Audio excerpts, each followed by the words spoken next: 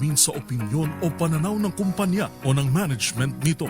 Gayon din ang anumang opinyon o pananaw ng host o ng guest nito ay hindi sumasalamin sa opinyon o pananaw ng palatuntunan, management o ng nasabing network.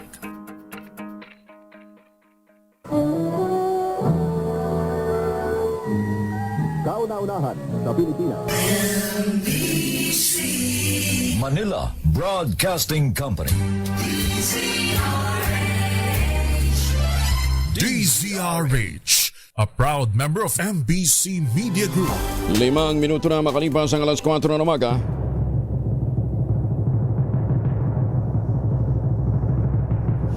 And the Golden Dove for Best Science and Technology Journalist goes to Angelo Palmones, DZRH. Ito na ang 28th KBP Golden Dove Awardee, Best Science and Technology Journalist, si Angelo Palmones sa Magandang Umaga, Pilipinas!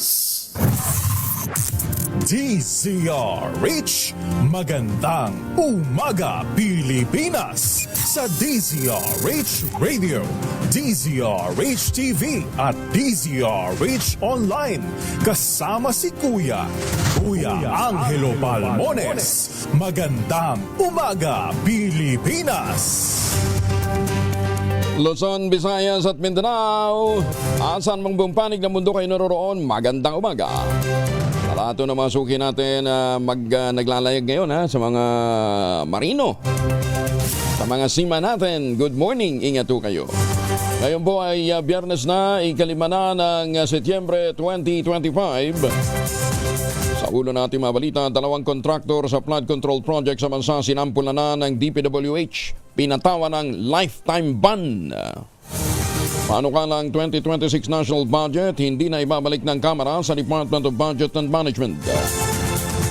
Dating Bamban Mayor Alice Guo at 35 kasabwat nito nakaharap ng karagdagang mga kaso.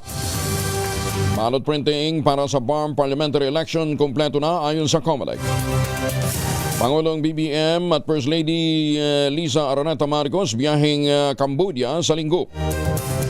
Halos 50 larawan ng 2025 photo contest ng PAGCOR pasok sa Grand Finals. Canine handler na nasuspinde matapos maaktuhang nagmamaltrato ng isang service dog.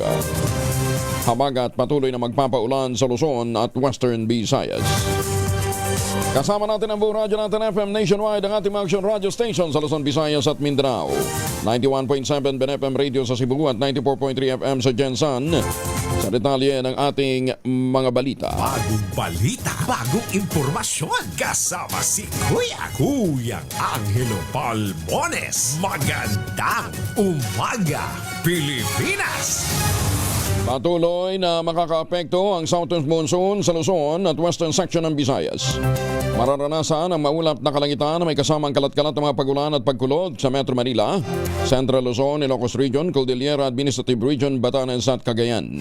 Bahagyang maulap hanggang sa maulap na kalangitan na may pulupulong mga pagulan at pagkulog naman ang mararanasan sa western Visayas at nalalamig bahagi ng Luzon dahil na rin sa habagat.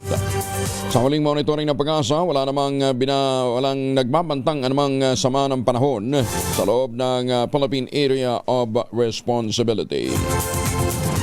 Pero kahit wala hong sama ng panahong minomonitor ng Pag-asa, kanselado ang klase sa ilang lugar sa bansa ngayong araw.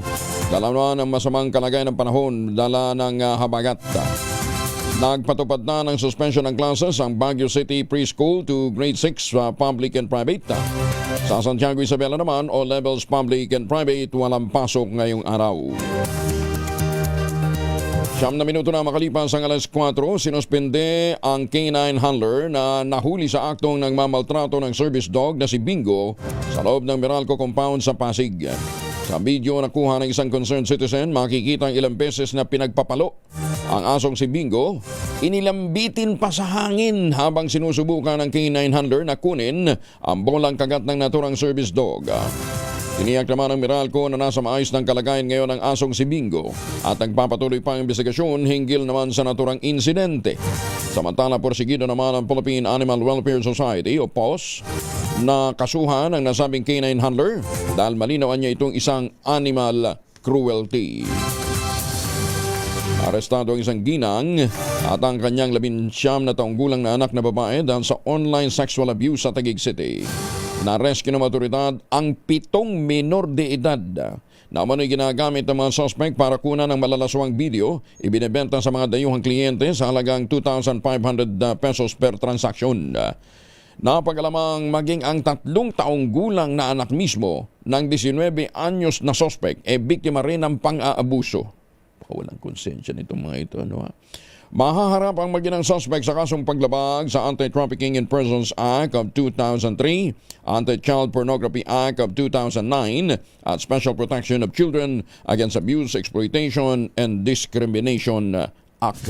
Magandang umaga, Pilipinas! Nakikiusap po tayo sa mga taga-barangay, sa mga barangay officials. Baka kinakailangan ho ng massive education campaign, para malaman ho ng mga magulang, lalong-lalo na ho sa mga, pero ito hindi naman kalayuan, Taguig City. Anyway, dito ho sa Taguig, obligasyon ho ng mga barangay official na magsagawa ho ng educational campaign tungkol po sa ganitong klase ho ng pang-aabuso. Mantakin nyo, 3 years old na bata. Isa-subject nyo sa ganyang uri ng kalaswaan. Mga minor din, wala hong kalaban-laban, 7 years old. Ay, sus, may ginoong buhay ito. Ano ba pumapasok na sa butak ng tao ngayon, di ba? Oo, again, obligasyon ho ito ng gobyerno, obligasyon ho ng mga opisyal, At tayo ho bilang mga pribadong mamamayan, baka po pwede rin ho nating iparating sa ating mga kapitbahay na meron ho mga batas na umiiral para proteksyonan ang ating mga kabataan, Magandang umaga, Pilipinas! Inilabas na ng Malacanang ang listahan ng regular at special non-working holidays para sa taong 2026. Pasok sa regular holiday ang New Year's Day o January 1. Monday, Thursday, April 2. Good Friday, April 3. Araw ng Kagitingan, April 9. May 1, Labor Day. Independence Day naman sa June 12. National Heroes Day sa August 31. Bonifacio Day, November 30. Christmas Day, December 25. At Rizal Day, December 30. Special non-working holidays naman ang Ninoy Aquino Day, August 21. All Saints Day, November 1. Peace of Immaculate Conception of Mary, December 8. Last day ng taon yung December 31, special na non-working holiday yan, Pero next year pa, Chinese New Year sa February 17, Black Saturday, April 4, All Souls Day, November 2. O di 1 and 2, walang pasok sa November next year. At ang Christmas Eve sa December 24. Samantala, the quarter sa Quezon City, ang kanilang mariing pagtutol sa pagkakatanggal sa pwesto kay Police General Nicolas Torre III bilang PNP Chief. Lumuhod, nagsuot ng sako, nagpahid ng abo sa mukha at braso sa pangunguna ni Father Robert Reyes. Ito'y bilang suporta at pasasalamat kay Torre sa ginawa nito. Ang minimum age para naman sa maging kwalipikadong pagtakbo bilang senador. Ginit ng Young Guns Block, ito ay makatutulong sa pagpapaigting ng youth representation, pagsulong sa intergenerational leadership at pagpapalakas sa susunod na henerasyon bilang mga lider ng bansa. Hindi naman ipinagkakaloob ng PAGCOR ang mahigit na 200 million pesos ng napanalunan sa kasino ng ilang kawani at mga opisyal ng gobyerno mula Enero hanggang Hulyo ngayong taon. Ayon kay PAGCOR Chair at CEO Alejandro Tenco, bawal kasing magsugal sa kasino ang mga government employee at mga opisyal kaya't otomatikong kinakansela ang kanilang premyo. Kahit ilang milyon pa yan. Dito ang PAGCOR, kahit mag-apila pa ang mga nahuli, hindi pa rin ibibigay ang kanilang panalo. Kasalukuyan ding iniimbestigahan ang ulat na ilang opisyal ng DPWH Bulacan ang gumagamit pala ng peking ID at mga alias para lamang makapasok at makapagsugal sa kasino. Muling binuhay ni Senator Bato de la Rosa ang panukalang death penalty para sa mga nagkakasala ng kasong plunder. Inihain ni de la Rosa ang Senate Bill 1343 sa gitna ng nagpapatuloy na investigasyon sa manumaliang flood control project sa bansa. Sa ilalim ng naturang panukala, papatawan ng death penalty sa pamamagitan ng lethal injection ang sinumang opisyal ng gobyerno na mapapatunayang nag-accumulate ng hindi bababa sa 50 million pesos na ill-gotten wealth. Higit ni De La Rosa, saklaw din ang parusang death penalty ang mga kasabwat o yung mga sangkot na mga government official. Ang pinapabalik lang natin, yung dating death penalty na kasama din yung crime ng rape, yung murder at saka yung itong plunder. Ang plunder na nakalagay doon is 50 million. 50 million. Accumulation of 50 million. Pwede ito magiging series of actions na hanggang maka-accumulate ng ill-gotten wealth na 50 million. So yun for government officer. So kasama na diyan kung meron siya kakutsaba na kapamilya niya or mga. Yan naman recommended ito ng Philippine Nurses Association. Kaya mga misis ay challenge yung subukan ng Shield Bath Soap. Galit sa sakit, may malasakit, sulit na sulit. Mahiwagang tunog. Ayan, at habang kayo po ay nagsashower, nagninilay-nilay gamit ang Shield Bath Soap, hulaan po ninyo ang ating mahiwagang tunog. Ayan, sabi po ni Tunog Master Mabel Aribe, sa linggo tumutuko kayo sa Radyo Henyo, magbibigay tayo ng malupit na clue. Ha? Alas 4 na yan sa linggo. Ha? Abangan po ninyo. Ha? Ang inyo pong mga sagot, ipapadala po ninyo sa 0919-282-6485. Sundin po ang tamang format po ng pagte-text, empty space, name slash, address slash, contact number slash, at ang inyong sagot. Isang beses lamang po maaaring mag-text sa ating text line gamit ang inyong mobile number. Sa mga sasagot online, kinakailangan meron po kayong sharer badge. Okay? Ayan. Magkano ang premyo ngayong araw na ito? 14,000. 14,000 pesos po ang naghihintay na premyo sa mahiwagang tunog.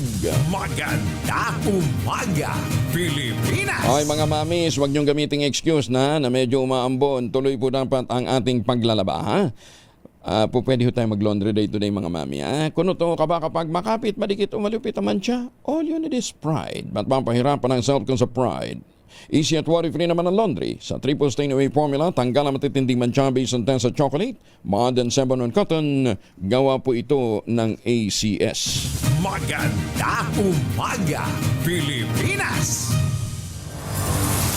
Inamin naman ng Philippine Amusement and Gaming Corporation na ang online gaming ay isa sa malaking revenue driver ng gobyerno ngayong taon, ngunit nagdudulot din ng panganib sa mga unregulated sites. Ito ay bahagi ng isinamiting report ng PAGCOR sa House Committee on Games and Amusement na nagsasaad na ang licensed online gaming sector ay nagpasok ng 69 billion pesos bilang mga license fees mula January hanggang July ng taong kasalukuyan. Sa nasabing halaga, 41 billion ay mula sa electronic games habang ang 28 billion naman ay mula sa ibang online game offerings. Ayon kay PAGCOR Chairman at CEO Altenco, dahil sa napakalaging potensyal, ang online gaming ay naging mahalagang source ng pondo para sa nation building commitments. Kabilang na dito ang suporta ng PAGCOR sa edukasyon, healthcare at community development.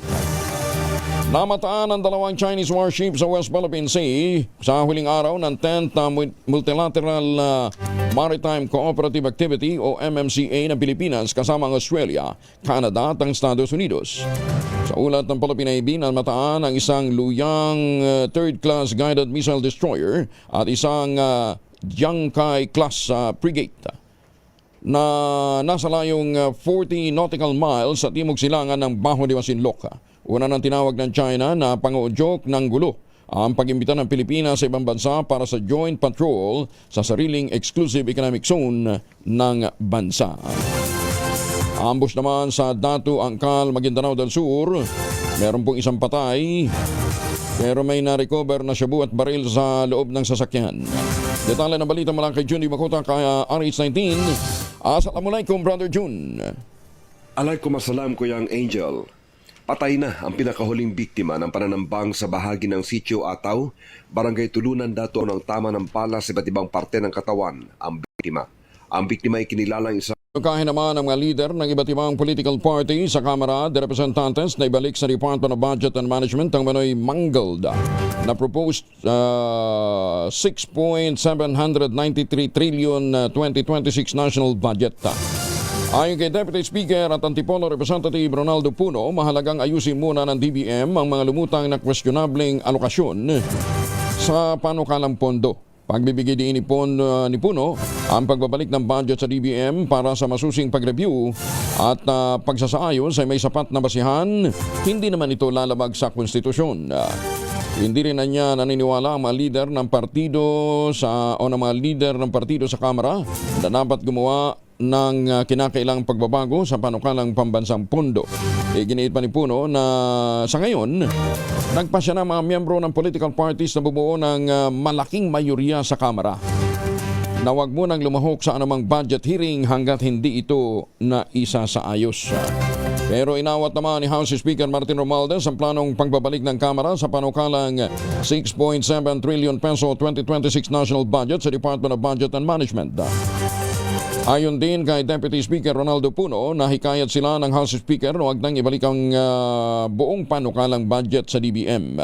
Sa halip, ituro na lamang ang mga mali na natukoy nila sa ginanap na budget briefing ng DPWH sa House Appropriations Committee. Una nang giniit ni Puno na dapat na repesuhin, ayusin muna ng DBM ang mga mali, doble-dobling alokasyon ng pondo at iba pang hindi pwedeng lumusot sa Kamara dahil ayaw nilang masisi. Gayong nanggaling mismo sa DBM ang mga isiningit na pondo. Kinustyon naman ni Iloilo Representative at dating Health Secretary Janet Garin ang 1 bilyong pisong panukalang pondo ng Department of Health para sa pagpapaganda o beautification ng Department of Health. Sa pagdinig ng House Committee on Appropriations sa panukalang 2026 national budget, iginiit ni Garin na hindi magandang nabibigyan ng prioridad ang naturang paggastos gayong maraming kakulangan ang mga public hospital at rural health units. Tanong pa ng kongresista bakit nakalusot sa Department of Budget and Management ay nasabing panukalang pondo para sa beautification. Gayong ang prioridad ng administrasyon ay zero balance billing sa mga ospital. Iginit din ni Garin dahil sa ganitong klase ng insertion sa budget, napagbibintangan tuloy ang Kongreso sa mga kapalpakan. Malakas ang buhos ng ulan na nararanasan ngayon sa Pasay City. Nandun si Sherwin Alparo, RH6 Sherwin. Ang ilo kanina nung binabagtas natin itong northbound ditong Roas Boulevard mula dyan sa may bahagi ng Cultural Center of the Philippines, malakas na buhos ng ulan yung sumalubong sa atin at halos may tumatagal na ito ng nasa 30 minuto itong pagbuhos sa malakas na ulan na halos mag-white yung ating harapan. Ibig sabihin parang nag-zero visibility dahil sa bigla ang lakas ng buhos ng ulan. Subalit pagsapit naman natin sa may Luneta area, biglang pumupa o tumila itong malakas na ulan. Ito ay bahagi siguro ng southwest monsoon na nararanasan ng Metro Manila at ng ilang pangkarating lalawigan na itinaas nga ng dinabas ang pag-asa kanilang advisory number 3 may 5 oras sa kanina na sila ay nag-abiso na makakaranas sa mga malalakas na buhos ng ulan dahil sa southwest monsoon na mararanasan itong mga lugar ng Ilocos Sur, La Union, Pangasinan, Abra, Benguet at Zambales. At kabilang na rin dito, syempre ang Metro Manila na binabantayan natin kung magkakaroon ng epekto sa mga pagbaha o maaaring maging dahilan ng suspensyon ng klase ngayong araw dahil sa biglaang at malalakas na buhos na ulan naranasan dito sa iba't ibang mga bahagi ng Metro Manila. Samantala dito naman sa bahagi ng Manila City Hall sa lungsod ng Maynila ay maayos ang dali ng trapiko at wala namang masyadong laging epekto pa itong biglaang pagbuhos ng ulan ngayong madaling araw na ito. Yan ang DZRH News, RH6 Sherwin Bata Alparo, DZRH. Una sa Pilipinas, una sa Pilipinas. Maraming salamat, Sherwin. Maganda umaga, Pilipinas! Naimbag na bigat ka na kayo amin sa ating mga kababayan dyan sa San Mateo, Isabela. Magandang umaga sa mga taga-Calamba, Laguna at sa mga suki natin dyan sa Santa Maria, Laguna. Siyempre iba yung Santa Maria, Bulacan. Malapit ang makumpleto ng Department of Health ang pagbabayad ng lahat ng mga Health Emergency Allowance Claim o HEA claims ng mga health workers noong panahon ng pandemya o COVID-19 pandemic. Inilhan dito ni Health Secretary Ted ang natitirang HEA claims nakatumbas nga ng 6% ng kabuuang halaga ng claims. Sa kabuuan, umabot na ng 104 billion pesos ang nabayaran ng gobyerno sa pamamagitan ng Department of Health para sa Health Emergency Allowance ng mga health worker noong COVID-19 pandemic. Narito ang bahagi ng interpellation ng Congressman Plato kay Health Secretary Ted Herbosa. Kailan mababayaran yung health emergency allowance ng ating tinuturing ng mga unsung heroes ng panahon ng pandemya? Sumisilip na si Jose Marichan, wala pa yata. Kailan po natin yan matatanggap? Nakikinig po kasi aking mga kababayan sa 6th District ng Bulacan, Angat, Santa Maria at Norsagaray. At sa buong Bulacan. Thank you po. At we have actually paid 104 billion pesos of health emergency allowance. However, in the Committee on Health meetings in Congress, marami pang nag-appeal. So we accepted, out of good heart, we accepted all the appeals. And when we computed all the appeals of yung hindi nabayaran, it turned out to about 6 billion. The other day po, nag-release ng SARO, Sub-Allotment Release Order, ang ating Department of Budget and Management for this 6.7. Nandun siya sa unprogrammed. Maganda umaga, Pilipinas! 31 na makalipas sa alas 4 ng umaga, baka may mga importanteng lakad kayo, magbaon din ng proteksyon laban sa mikrobyo. Dalawang formulation ng family alcohol na pwede nating pagpilian, baunin laban po sa mikrobyo. Yung family 70% isopropyl alcohol, specially prepared for clinics, hospital, pharmacies, laboratories, pero okay na okay din po yan sa mga households. Very effective sa disinfection at sterilization. Ganyan ang bagsik ng family 70% isopropyl alcohol. Maghapon man natin gamitin, no problem. Hindi po mananuyo ang ating mga kamay dahil meron po itong moisturizer. Yun namang mabagong family rubbing compound improvement cologne, ayun po yung mabagong isopropyl alcohol na ginagamit po ng mga masahista, mga barbero, mga doktor, mga nurse, mga kabadurana for sponge bathing and other cleansing purposes. Family rubbing alcohol para hindi siya reachable na sa mahabang panahon, mabibili sa namang butik at convenience stores nationwide. Family rubbing alcohol hindi lang pampamilya, pang sports pa. Maganda umaga, Pilipinas! Loko to si Morley Elinio. Si Sara Diskaya daw ay long lost sister ni Michael B. at first cousin ni Nanette Inventor. Yan ang ibang balita sa atin ni Morley. Morley, good morning. Gising ng showbiz, rampa na Pilipinas. Good morning, Kuya Angel. Grabe talaga ang Pinoy, no? Akalain mo, pinaglalaruan ngayon itong si Sara Diskaya. Sinasabing si Sara daw ang nawawalang twin sister ni Bitoy o Michael B. dahil sa kanilang pagkakahawig. Ay nako, hindi lang yan. Hindi lang si Bitoy ang sinangkot. Pati si Nanette Inventor. Aba, ang sabi, si Nanette Inventor daw ang first cousin ni Sara Diskaya. Dahil talaga naman pinaglalaroan talaga sa showbiz. Ang daming mga memes na naglalabasan na nakakaali pero nakakainis din, hindi ba? Well, kaya asahan na natin. I-spoop na naman ni Michael V. itong si Sara Diskaya na kung tutuusin talaga, kung titignan mo, magkahawig naman talaga sila para silang sisteret. Yan ang ating DZRH Showbiz Status News. Ako po ang inyong RH47, Morley Alinio para sa DZRH. Una sa Pilipinas, una sa Pilipino. Babu! Di naman sila mahawig ba? Konti. Pag si Bitoy. Maganda umaga, Pilipinas! Nako, bad news para sa mga bumibiyahe gamit ang eroplano. Kasado na ang tasingil ng terminal fee ng Ninoy Aquino International Airport o NAIA sa September 14. Ayon sa new NAIA Infrastructure Corporation, tataas ang passenger service charges ng 390 pesos at 950 pesos naman para sa yung 390 ay para sa domestic at yung international departures 950 pesos.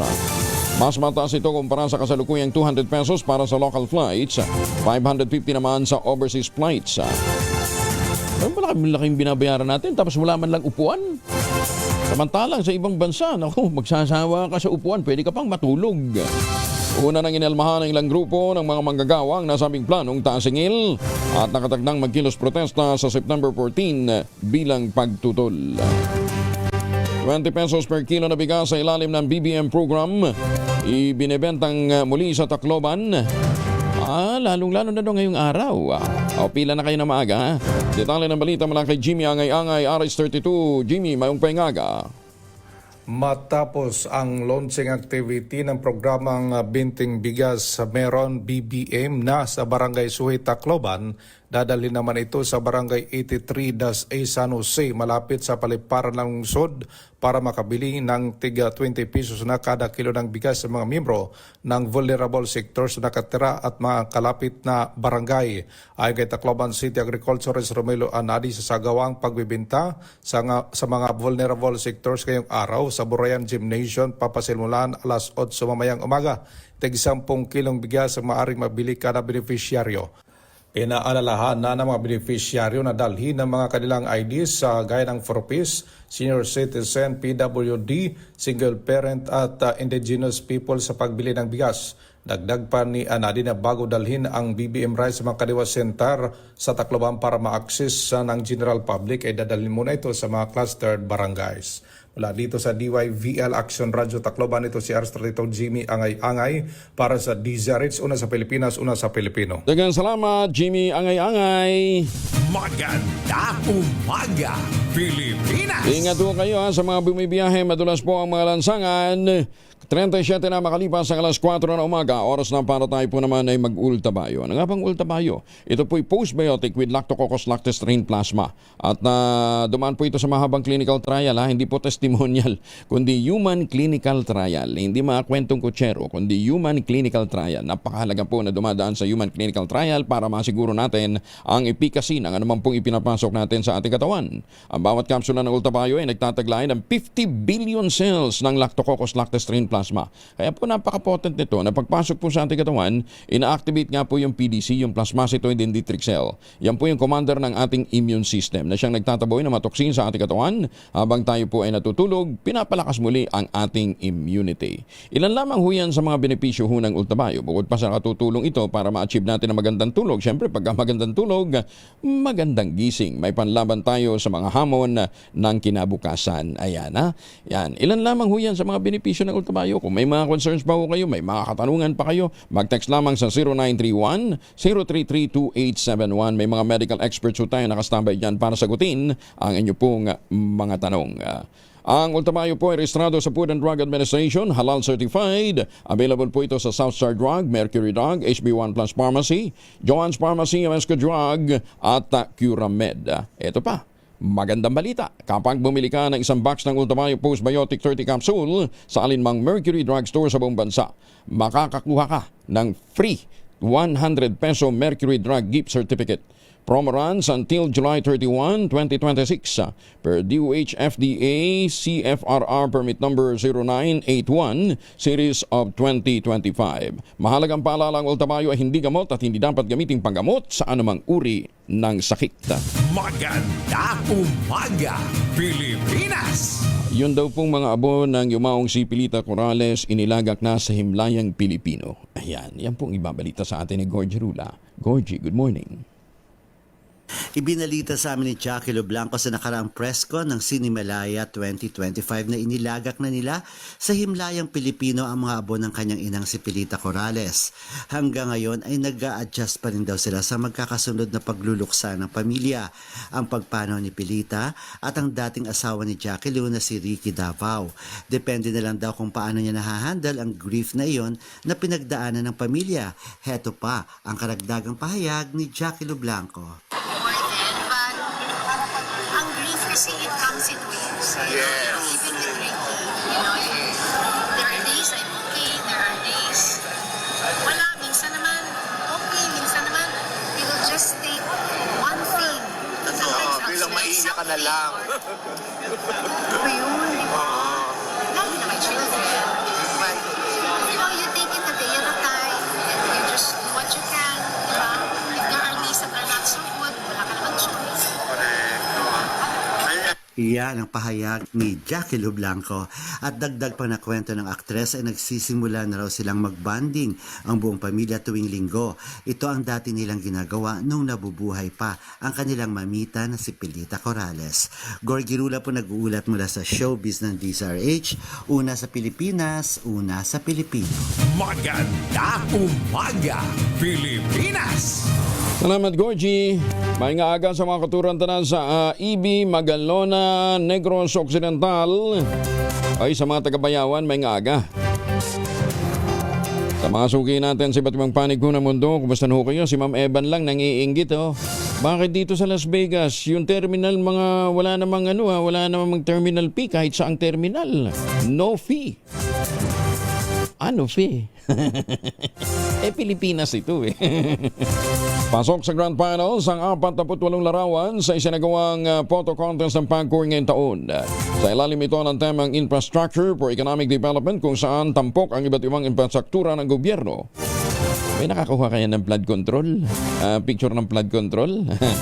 Napili ang 48 larawan mula sa libu-libong entry mula sa Metro Manila, Luzon, Visayas at Mindanao.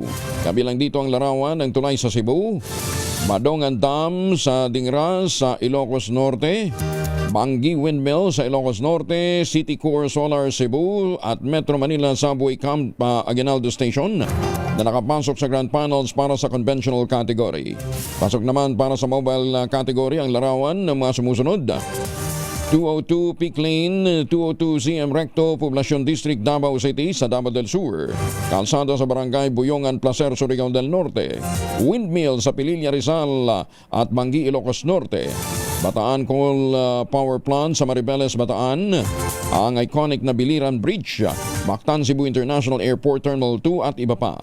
Lusot naman sa drone category ang mga larawan ng MCT Complex sa Tagoloan, Misamis Oriental, Barangay Asinan, Pilar, Surigao del Norte, Bangi, Ilocos Norte, ang Urban Harmony in Ortigas City, Cebu CCLX, ganyan din ang car goes to the port sa Batangas City at iba pa.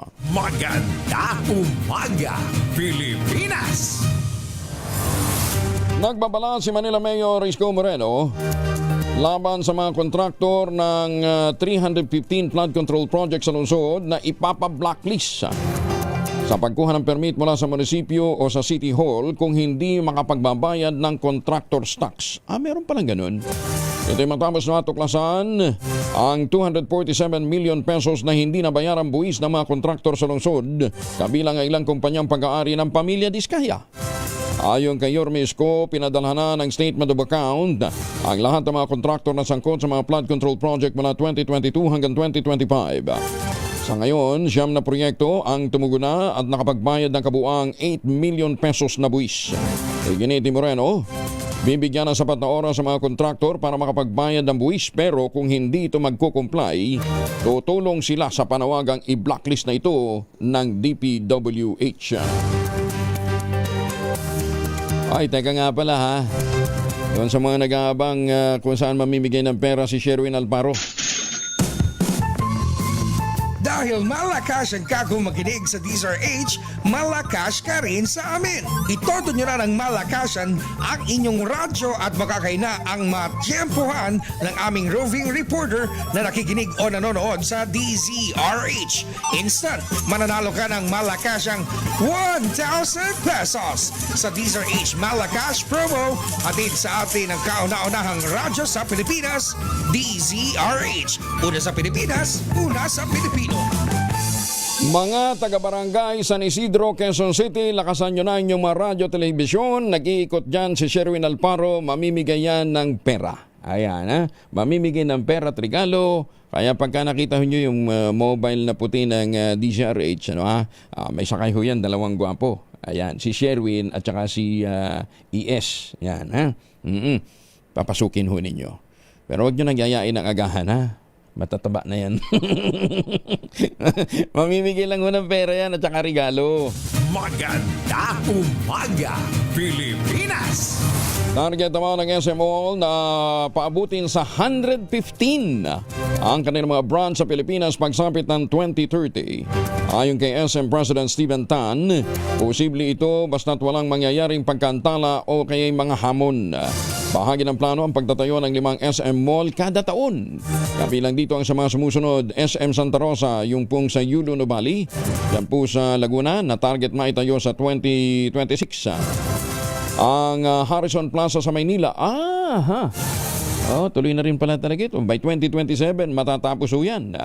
SM Malolo sa Bulacan sa 2028, SM sa Cavite 2029, at SM Pasay sa 2030. Magkasabwat sa pagbebenta ng shabu, arestado sa bypass operation sa Bagak, Bataan.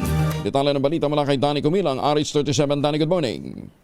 Arestado ng Bagak PNP ng Station Drug Enforcement Unit, SDEU, ang 2 drug suspect sa ikinasan drug bypass operation sa Barangay Banawang, Bagak, Bataan. Sa ulat ni Bagak Chief of Police Major Roger Piseño, ang mga naaresto ay kapwa nag-iedad ito sa 26 anyos na residente ang mga ito ng Barangay Ibaba at Barangay Banawang ng nasabi ding bayan. Nakumpiska sa mga naaresto ang 1.1 gramo ng shabu na nagkakalaga ito sa 7,480 pesos. Ayon dito kay Police Major Roger Piseño, matagal na nilang minamanmanan ang mga ito hinggil sa mga sumbong na nakakarating sa kanilang tanggapan, kaya agad sila nagkasa ng bypass operation 4:30 ng madaling araw kahapon, at nang magpositibo ay dito na nila ang mga ito inaresto. Patuloy namang umaapila ang Bagak PNP, sila Major Piseño sa mamayan ng Bagak, na sino mang may nalalaman na nagbebenta ng droga sa bayang ito ay agad sa kanilang isumbong nang agad matuldukan ang illegal na gawain. Ang mga naaresto ay naharap ngayon sa kasong paglabag sa Republic Act 9165, Comprehensive Dangerous Drug Act of 2002. Danny Kumilang, RH37, DCRH, una sa Pilipinas, una sa Pilipino. Maraming salamat, Danny. May pahabak kay kayungan sa ating mga kababayan dyan po naman sa Pampanga. Maganda umaga, Pilipinas! Sa mga pabalik ng Pilipinas, lalong-lalo na yung mga OFW galing Hong Kong, Taipei, Taiwan, sa Dubai, sa Middle East, saan mang pampanig ng mundo, ha? Sa mga suki natin dyan sa Australia, sa Canada, pag uwi ho ninyo ng Pilipinas, huwag na magpasulubong na imported na tsokolate. Meron ho tayong tangerine chocolate. Text muna kayo, tumawag muna kayo sa 0919-095-5935 pagpabalik na kayo ng Pilipinas para ma-preserve ho ninyo yung inyong ipapasalubong na tangerine chocolate. Yan po ay brand ng mga magnaniyog, ng mga magsasaka dyan po sa lalawigan ng Quezon. Sa tulong nga po ni Dr. Helen Tan, yung pong mga planting material ng kakao galing Davao, hinakot po yan para maitanim sa ilalim po ng mga nyugan. Kaya ngayon nagpo-produce na ho sila ng dekalidad de cacao beans, pinoprocess para maging tangerine chocolate. Available sa 0919-095-5935. May mahigit 10 variants yan, ha. I-check po ninyo sa tangerinechocolate.ph. Ang mga raw materials ng mga variants na yan ay galing din po sa ani ng mga magsasaka. Kaya nga po, pinagmamalaki po ni Dr. Helen Tan na yan ay 100% gawang lokal, but taste and looks global. Tinulungan niya ng DTI at ng DOST. Sabi nga po ni Dr. Helen Tan, sino bang magmamalasakit sa Pilipino kundi ang kapwa Pilipino. Kaya sabi po niya, tangkilikin natin ang gawang atin. Maganda umaga, Pilipinas! 48 makalipas ang alas 4 ng umaga, 4 lamang sa top 15 flood control contractors na tinukoy ng Pangulong Bongbong Marcos ang may malinis na record sa DPWH base sa regular na contractors performance evaluation. Sa pagsusuring ginawa ng Philippine Center for Investigative Journalism o PCIJ, kabilang sa mga may satisfactory CPES rating ay ang Centerways Construction and Development Incorporated, 8J's Construction Services, Royal Crown Monarch Construction and Supplies at ang Top-Notch Catalyst Builders Incorporated. Ginagamit po pala ang Quarterly Contractors Performance Evaluation System ng Quality Assurance Unit ng DPWH upang masigurong nakatutugon ang bawat kontraktor sa lahat ng mga requirement upang matapos at makumpleto ang isang proyekto sa itinakdang completion period. Basehan din ito pa kung dapat bang bayaran ang isang proyekto. Ito yung listahan ng mga palpak na mga kontraktor. Kabilang naman sa mga may poor at unsatisfactory contractor performance evaluation rating ay ang Legacy Construction Corporation na meron pong nakupong 133 projects. At ang mga kumpanyang pag-aari pala ng ni Nasara at ni Pacifico Discaya, yung pong Alpha and Omega General Contractors at St. Timothy Construction Corporation.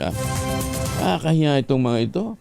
Paano nagkaroon ho ito ng paulit-ulit na alokasyon o mga proyekto?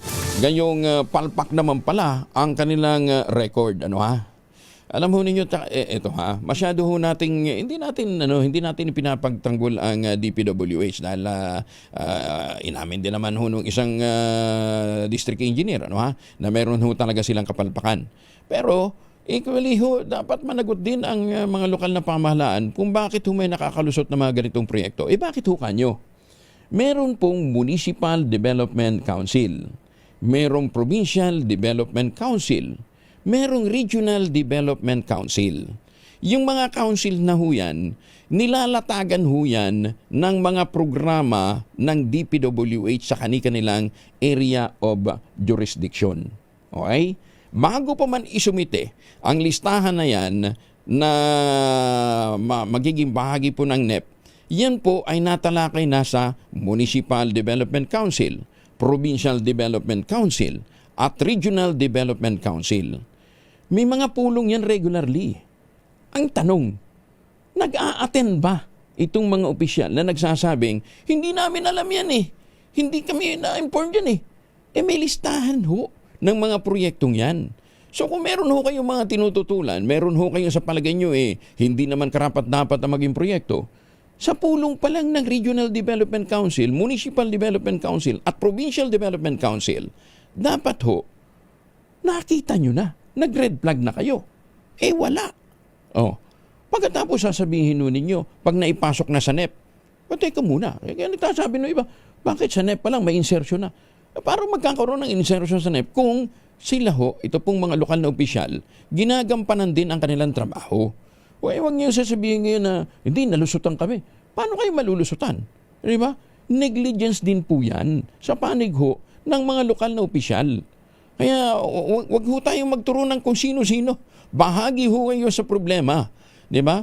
Hindi kayo nakikilahok sa mga talakayan. Pagkatapos magrereklamo ho kayo. Di ba? So, halimbawa, nasa NEP. Pumasok na sa NEP. Yun yung bubuing General Appropriations Bill na tatalakayin po naman sa Kongreso. Paglabas ngayon ng General Appropriations Act, ipapadala naman yan sa mga lokal na pamahalaan. I-inform naman sila, eto ho yung mga pumasok na mga proyekto para sa atin sa ilalim po ng GAA.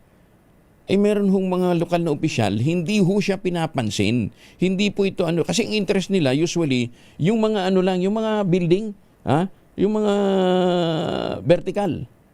Vertical ba? Tama. Vertical array, yung pataas. Yun lang ang concern nila. Kasi nga daw po, baka mamaya dispalingado o kaya mag-cause ng aksidente. So yun lang ang kanilang pinapansin. Ang hindi nila pinapansin, yung mga yung mga drainage, pagkatapos sasabihin mo, hindi, kailangan natin demolish yan dahil hindi compliant doon sa master plan ng city. Nandun na nga po eh. 'Di ba? Kaya pakiusap po natin sa mga LGU. 'Di ba? Sana po ito pong usapin ngayon tungkol po sa flood control, maging wake up call. Maging active po kayo sa mga pulong mismo ng mga Municipal Development Council, Provincial Development Council at ng Regional Development Council. Para doon pa lang, yung pong idalatag ng mga proyekto ng DPWH, ma-check na ninyo. Mag-red flag na agad kayo. Teka muna, ba't tayo maglalagay ng flood control dyan? Wala naman. Ba't naman maglalagay ng tulay dyan? Wala namang ilog dyan. Di ba? Paano ho ninyo makikita yan? Kung hindi kayo nag-a-attend. Yan. Kaya dapat ho di ba? Hindi nyo nagtuturo kayo pagkatapos sasakay kayo ngayon dahil may ganitong usapin. Gusto nyo palitan yung hindi nyo kursunadang district engineer. O kaya yun. Tsaka, eto pa ha. Sa totoo lang, yung mga district congressman naman, kadalasan talaga nakikialam eh. Bigyan ko kayo ng isang example uli. Gusto nyo? Tatandaan nyo, kinikwento ko sa inyo. Yung ipinatay yung multipurpose building ni Congressman Franz Bomaren. Oh, nung opening, yabang niya. Kita mo ninyo. Bago-bago natin. Meron tayong project na katulad nito. Oh, nandun siya sa groundbreaking. After 3 years, wala na siya nung ipinademolish niya yung mga itinayong building, itinayong mga poste. Bakit? Wala hong building permit eh. Hindi humabigyan ng building permit. Kaninong project yon? Kay Congressman. Maganda umaga, Pilipinas! Dahil malakas ang kako makinig sa DZRH, malakas ka rin sa amin. Itodo nyo na ng malakasan ang inyong radyo at makakay na ang matiyempohan ng aming roving reporter na nakikinig o nanonood sa DZRH. Instant, mananalo ka ng malakasang 1,000 pesos sa DZRH Malakas Promo hatid sa atin ng kauna-unahang radyo sa Pilipinas, DZRH. Una sa Pilipinas, una sa Pilipino. Ay, sa mga tropang abangers, wala pang anunsyo si Secretary John Big, ha? Ang mga tropang abangers, relax lang kayo, ha? May winner na muna si Sherwin Alparo dito sa barangay San Isidro sa Quezon City. Sherwin. No, Kuya Angel, kahit na madilim pa, wala pang araw at bumubuhos ang malakas na ulan, talaga namang tutok na sa DZRH, yung kanyang TV, ayan, no? Yung ating winner. Naka-DZRH yung kanyang TV. Pangalan ng patatay, Roberto Asoy. Tatay Roberto, palagi kayo na nanonood ng DZRH. Apo. Bakit DZRH? Yung po madalas na talaga mapanood, yung mga balita sa umaga. At siyempre, sino paborito mga announcer pag ganito oras? Ito po sila, Angelo. Si, ano pa? Sila, Dos por Dos. Dos po.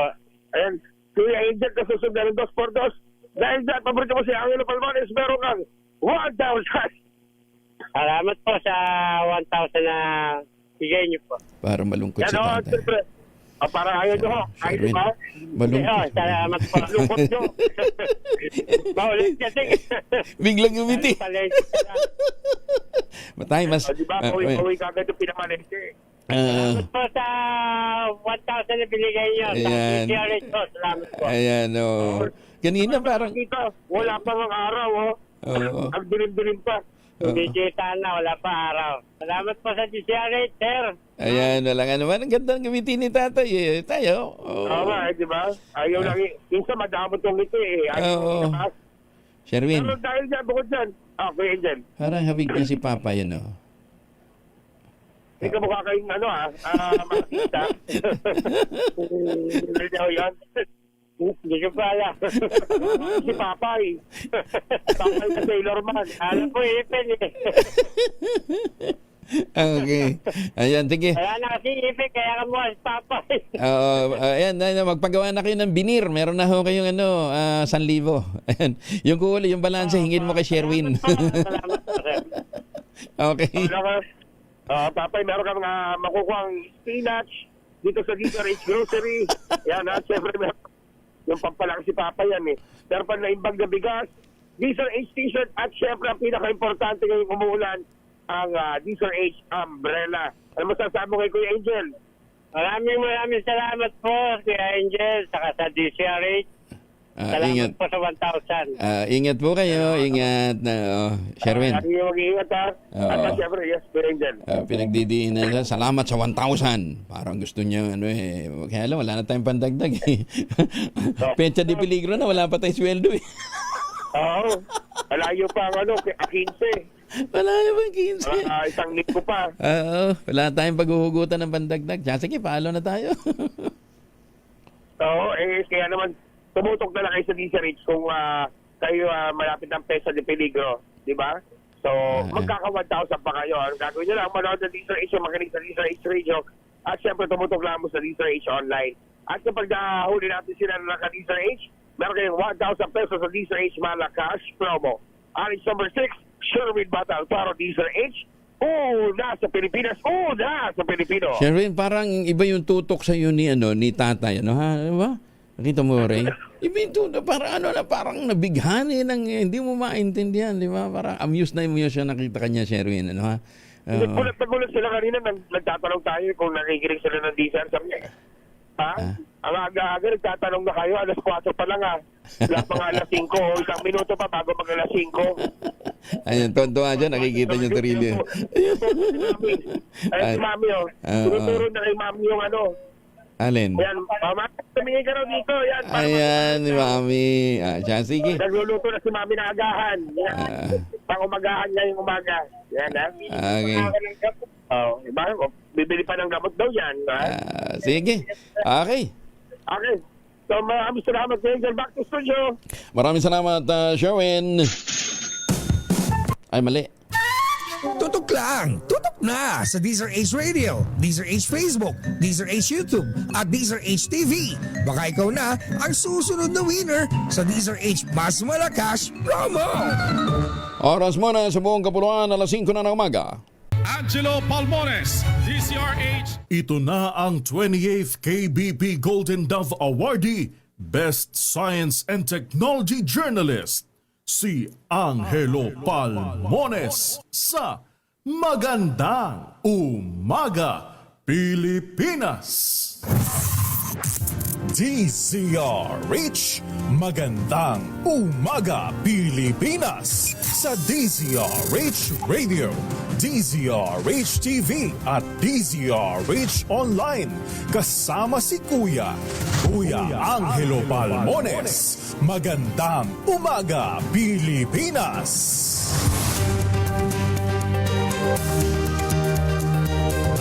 2 minuto na makalipas ang alas 5 ng umaga. Ngayon po ay Biyernes, September 5, 2025.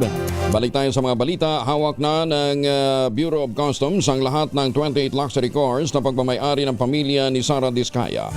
Ayon sa kawanihan, isinuko na rin kahapon ng pamilya Diskaya ang 16 pang mga sasakyan. Kabilang dito, ayon po kay Customs Commissioner Ariel Nepomuceno, ay ang Mercedes-Benz GLE, Land Rover Range Rover LWB. Hirap kasi basahin itong mga pangalan ng mga mamahaling sasakyan. Hindi tayo sanay Tayo sanay lang sa Cadillac, CAD. Powered by Spartan. Ayan, ha? Gayon din yung Land Rover Defender, Cadillac Escalade, ESB, Ford Bronco, Mercedes-Benz GLS 350, BMW X5 30D, Jaguar F-Pace 2.0D, Porsche Cayenne V6, Volvo XC90, Mercedes-Benz Avanta, Land Rover Range Rover Evoque, ang Mercedes-Benz Sprinter, ATV Quicksand, GMC Yukon Denali at ATV Gray. Sa ngayon na isailalim na naturang luxury vehicle sa sealing at documentation ng BOC habang biniberipika ang importation records sa mga ito. Matatandang unang nasecure ng BOC ang 12 sa mga mamahaling sasakyan ng mga Diskaya sa compound ng St. Gerard Construction and General Contractor and Development Corporation sa Pasig City at lumalabas sa paunang investigasyon, 8 lamang sa naunang 12 ang merong record of entry ang BOC. Ayan, ha. Iniimbestigahan na rin ng Bureau of Customs yung mga impormasyon na ibinaba ito dyan po sa Port of Batangas, ha? Yung ibang mga sasakyan. Pero walang record ng walang record ng entry. Problema, paano na-rehistro? Bagay. Dami nga namang milagro ngayon. Baka nandyan sa University of Recto lang kumuha ng mga document yan. Maganda Umaga Pilipinas. Tuloy pa rin ang budget briefing ng Senado para hindi maghahol sa oras ang pag-aproba ng proposed 2026 national budget. Ito naman tiniyak ni Senator Sherwin Gatchalian sa harap ng pangambang posibleng madali ang budget sa susunod na taon. Ayon kay Gatchalian, magkakaroon sila ng karagdagang briefing oras na maayos na ang manamaliang 2026 National Expenditure Program gaya ng missing, emerging at mga double appropriations. Higit ang Senador, napakarami pang proyekto ng pamahalaan na dapat pag-usapan bukod pa sa mga flood control project. Sa parte ng Senate, tuloy-tuloy yung aming budget briefing at ang isa sa mga kinakatakutan namin baka madali yung budget very tight ang schedule. So tuloy-tuloy lang. Kung meron man nagalaw doon sa National Expenditure Program, doon na lang kami mag-a-adjust kung kakailanganin mag-hearing ulit. O mag-briefing. 5 minuto na makalipas ang alas 5, kasama na natin si Dan Villamil mula sa Pag-asa. Kanina pa nagtatanong yung ating mga kababayan, tuloy-tuloy ba itong mga pagulan na ito? Sir Dan, good morning. Yes po, good morning po Sir Angel at sa ating mga takasubaybay dito sa DZRH. Magpapatuloy itong maulang panahon dito sa Metro Manila at malaking bahagi ng Luzon, dulot pa rin yan ng southwest monsoon o yung hanging habagat. Kaya saan pa rin natin dito sa Metro Manila and the rest of Luzon itong makulimlim na panahon at yung mga kalat-kalat na pag-ulan, pagkulog at pagkilat. At kanina nga pong alas 2 ng umaga, may nakataas tayong yellow or heavy rainfall warning over areas ng Zambales, Tarlac, Nueva Ecija at itong northern portion ng Bataan. Kaya sa mga lugar na ito, at least for the next 3 hours, ay posible pa rin magpatuloy yung mga pag-ulan. Samantala sa nalalabing bahagi na ating bansa dito sa Visayas at sa Mindanao ay maaliwalas sa panahon na ating inaasahan. Asahan pa rin pero natin yung mga usual na afternoon to evening na mga rain showers or thunderstorms. Sa kalagayan naman nating karagatan, walang gale warning na nakataas at banayad hanggang sa katamtamang pag-alon ang mararanasan sa malaking bahagi na ating bansa. Sir Angel? Sabi mo hanggang 4 na oras to. So from now, mga hanggang anong oras pa ito, Sir Dan? Well, Sir Angel, 2:10 a.m. yung issuance nito. 2:10. Nito. So yung next issuance po natin ay 3 hours after, so 5:10 a.m. pa po. So possible pa, magdedepende pa po yung nakikita ng ating mga radar sa next issuance po natin heavy rainfall warning. Pero hindi naman po natin inaasahan na magpapatuloy buong araw yung mga pag-ulan na ito kasi yung karakteristik po ng habagat sa Angel, yung usual naman po nating nararanasan, pulo-pulo. Yung balak talaga ng pag-ulan ay gabi hanggang sa madaling araw. So nakakaroon naman tayo ng breaks ng mga pag-ulan umaga at tanghali. Okay. So yung warning na yon 2 o'clock kanina lumabas, yung sinasabing 4. So 2 plus 4 mga 3 hours po, 3 hours po sir. 3 hours. 3 hours. So 2, hopefully by 5 o'clock wala na masyad. After 5 o'clock. Yes po, 5:10 a.m. po yung next issue. Medyo magkaklaro na kasi naibuhos na yung volume ng ulan. Ayan, sige. Thank you, Dan. At teka muna, what about Mindanao? Opo, for Mindanao ay hindi po umabot yung habagat over Mindanao, yung localized thunderstorms o yung mga inaasahan nating pag-ulan. Pero for the rest of the day, generally fair weather po ang ating inaasahan. Okay. Yun daw mga paakyat ng Baguio. Anong inaasahan nila? Opo, for Baguio and most of northern Luzon, so umabot rin po yung habagat over these areas. Kaya saan rin po natin yung mga maulang panahon. Pero yung habagat po kasi nakatutok siya mostly dito sa area ng Central Luzon and Ilocos Region and Metro Manila sa ngayon. Okay. Doon sa mga nagtatanong, hopefully by after nitong panayam natin kay Sir Dan, medyo huhupa na yung mga pag-ulan na yan. Thank you, Sir Dan. Magandang umaga. Ingat. Yes po. Thank you po, Sir Angel, and good morning. Si Dan Villamil mula po sa Pag-asa. Maganda umaga, Pilipinas! Pa-update nga din tayo doon sa mga areas kung tuloy pa rin yung buhos ng ulan. Kasi sabi ho nila, kanila lumabas yung bulletin alas 2. So sa the next 3 hours, so 5 o'clock dapat may mga areas na hindi na inuulan. Sherwin, pa-update nga mamaya kung maulan pa dyan sa area mo. At kung saan man ho kayo naroroon, lagi ho isipin, dapat magpauntin to ng proteksyon laban ho sa mikrobyo. May dalawang formulation ng family alcohol na pwede nating pagpilian. Yung family 70% ay isopropyl alcohol, especially prepared for clinics, hospital, pharmacies, laboratories, pero okay na okay din po yan sa mga households. Very effective sa disinfection at sterilization. Ganyan ang bagsik ng family, 70% ay isopropyl alcohol, maghapon man natin gamitin, no problem. Hindi po manunuyo ang ating mga kamay dahil meron po itong moisturizer. Yun namang mabangong family rubbing compound improved cologne. Ayun po yung mabangong isopropyl alcohol na ginagamit po ng mga masahista, mga barbero, mga doktor, mga nurse, mga komadrona for sponge bathing and other cleansing purposes. Family rubbing alcohol parang DZRH book na sa mahabang panahon. Mabibili sa naman butik at convenience stores nationwide. Family rubbing alcohol hindi lang pampamilya, pang sports pa. Maganda umaga, Pilipinas! Tumulak ng iligal na droga sa Dagupan City, arestado sa bypass operation ng PNP. Detalye ng balita mula kay Freddy Pajardo, Aris 38, Masantosyo, Kabasani, Chikamin sa ating mga kababayan dyan sa Pangasinan, Freddy. Masantos siya kabusan Kuyang Angel. Nasa kustodiya ng Dagupan City Police Station ng isang tulak ng iligal na droga matapos itong masakote sa ikinasang bypass operation ng PNP. Base sa ulat ni Dagupan City OIC Chief of Police Lieutenant Colonel Lawrence Kate Cadob, nagsagawa ng operasyon ng kanyang mga tauhan sa Special Drug Enforcement Unit katuwang ang PDEA Region 1 sa Barangay Pantal kung saan isang nagkunyaring buyer at nakabili ng 2 plastic sachet na naglalaman na hinihinalang shabu kapag kapalit ng mark money kaya agad siyang inaresto. Nakumpiska sa suspek ang ginamit ng mark money at ang illegal na droga na nasamsam dito ay tumitimbang ng humigit kumulang 6 na gramo na nagkakalaga ng 40,800 pesos. Ang suspek ay kinilalang si alias Noel, binata na 3 gulang at residente ng barangay Pugo Chico sa syudad na ngayon naharap sa kaso ng paglabag sa Section 5 sa Article 2 ng Republic Act 9165 o Comprehensive Dangerous Drug Act of 2002. Mula sa Action Radio Pangasinan, ito si Freddy Fajardo, Ariseltate, nag-uulat para sa DZRH, una sa Pilipinas. Maraming salamat, Freddy. Ingat din dyan. Standby po kayong kasamahan natin dyan sa labas ng pila.